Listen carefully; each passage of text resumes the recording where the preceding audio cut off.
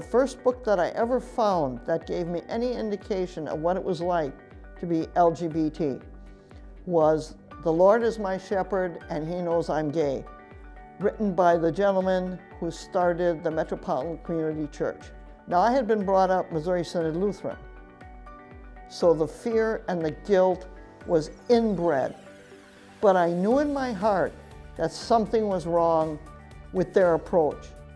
The atmosphere when I was going to college and when I was going to high school, you have to understand, we're talking about high school, I graduated in 1963.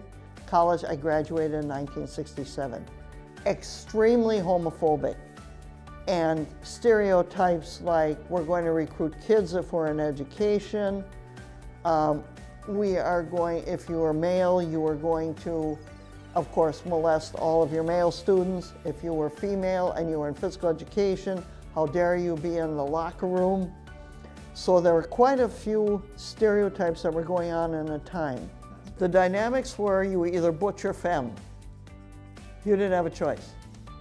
And that was just it. You were either butch or femme. And if a butch wanted to be with a butch, that was not good. It was either you were one or the other. The only time you found people who didn't necessarily fit the stereotype is softball. And at that time, let me tell you, if you wanted to find other people who were lesbian, who were possible partners, it was softball, because there wasn't anything else. It was softball or the bars. And if you weren't comfortable in the bar scene, you played softball, or you did both. There was no information available when I was growing up. There were no mentors. There was nobody. You could make an assumption that someone was gay at that time, but you couldn't even ask. And forget going to talk to a pastor about it, because that particular time in history, theologically, was pretty much literally, biblically literally based. And that's wrong. So I didn't go to church for quite a few years, and then I met a gentleman who was in the United Church of Christ. And I ended up being the program coordinator there 45 years ago. I am now the pastor there, and I've been the pastor there for the last 5 years.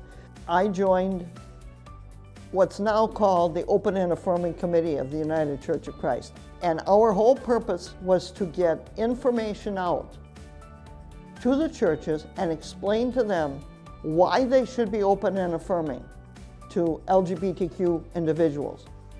We are now at close to 90 churches in just Wisconsin who are open and affirming.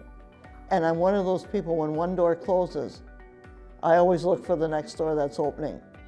And I follow my intuition all of the time. And that has led me to many, many different opportunities. Imagine being a female who wanted to participate in sports. The WIAA said there can be no interscholastic athletic program for the girls. So the only thing we were left to do in the city of Milwaukee was play recreationally.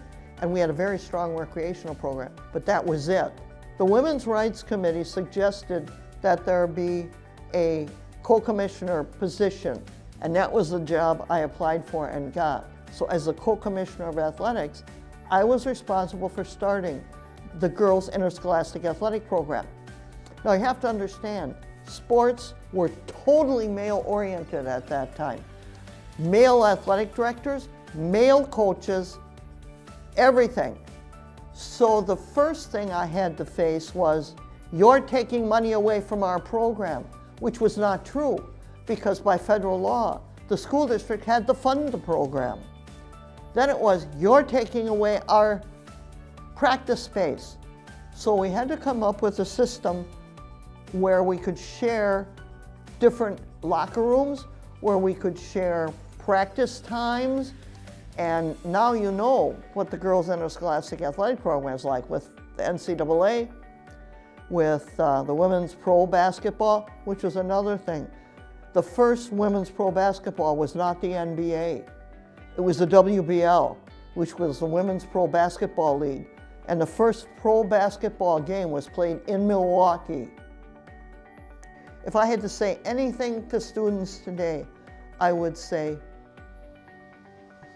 live within your truth, not somebody else's truth for you, your truth. What's going to keep you going is who you know you are and your truth.